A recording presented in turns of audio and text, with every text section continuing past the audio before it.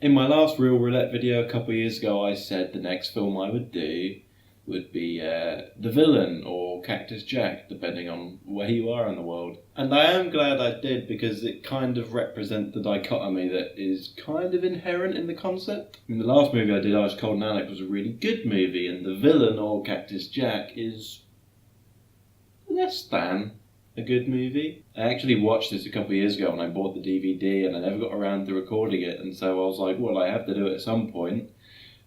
I had to watch it again, which was an experience. So now I, as a person, hold the splendid position of being able to say I have watched The Villain for 3 hours, a Western spoof starring Arnold Schwarzenegger and Kirk Douglas. Not only is this a spoof of Westerns, but it's also heavily inspired by the Wile E. Coyote Roadrunner cartoons, the Looney Tunes stuff.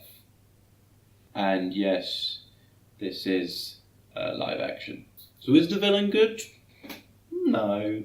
The Villain's a pretty terrible film, but I struggle to hold any ill will towards it because it's just there and it doesn't take itself seriously. It's just innocuous in many ways. So the villain of the story, Cactus Jack, also the main character, is played by Kirk Douglas, and what he has to do is he has to steal some money from Charming Jones, who is being protected by Arnold Schwarzenegger's handsome stranger. Ann-Margaret's Charming Jones and Arnold Schwarzenegger's handsome stranger basically get on a horse cart and go for the whole movie. They just go along paths and they travel and talk a little bit. And the basic idea here between their characters is that Arnold Schwarzenegger is handsome and big and muscular, and he's also very stupid and doesn't really catch on to Charming's advances towards him.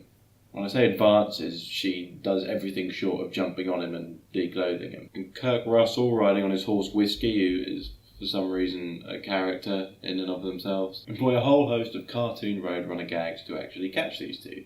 And it is not played down for live action, if anything, it's played up a little bit. Once the film is set up and Cactus Jack is employed to get this money, it does essentially just become a really long Wile E. Coyote cartoon, but without any of the stuff that animation brings to that. I won't pretend to know anything about them. I watched them as a kid, but I haven't revisited those cartoons, but I can definitely tell you that I'd rather be watching them. I mean, the movie is fairly relentless in its slapstick humour, and it tells a few jokes as well, but a lot of them really don't go anywhere. I'm sure this movie most likely had a pretty strict script, but it seems like for a lot of these jokes, they pass it over to Schwarzenegger and he just doesn't know what to do with them, and he bumbles it, but they kept it in anyway. Now let me straighten out the bags. Can you hold this?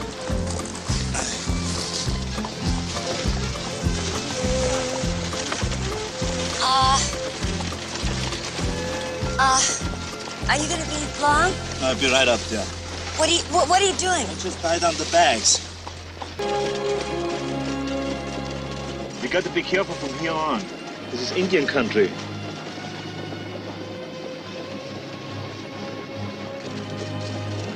Indian County. County?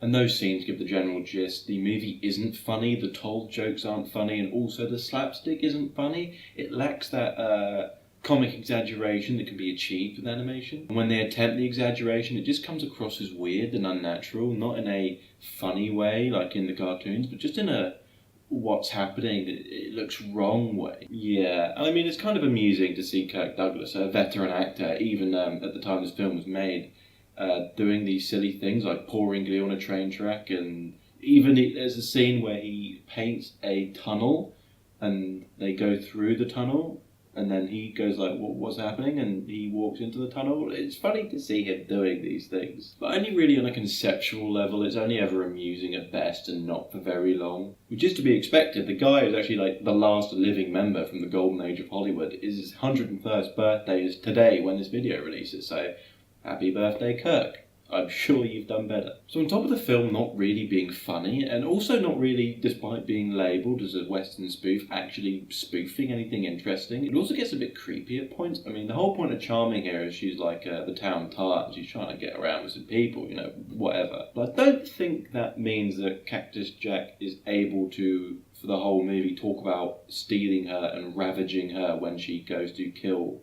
Arnold. And at one point he joins forces with some classically depicted Native Americans, which is probably the only point in the film where it really does go into actually spoofing the Westerns. And the chief, played by Paul Lynde, actually says he's never actually managed to successfully rape a girl because they always shoot themselves before, and one of them accidentally shot him.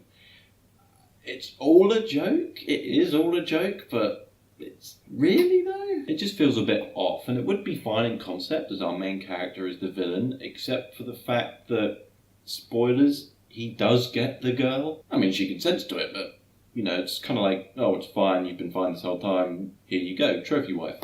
It's such a silly movie that I don't really have time to care, but at the same time, while watching it, you're like, well, that's no good. That's the thing about the villain, it's pretty inconsequential, it came out of nowhere, it doesn't really exist in anyone's minds or memories. It's not funny, it's not entertaining, it's only interesting in concept and only because of what people like Kirk Douglas did and what Arnold Schwarzenegger went on to do. Not even in a so bad it's good way, just a so bad it's bad, and that sucks. So I think the villain is a 2 out of 10, which is really quite sad and such an opposite from the previous film, Ice Cold and Alex. I've seen this film twice and now I have to forever live with the fact that it is on my shelf forever because I can't throw it away.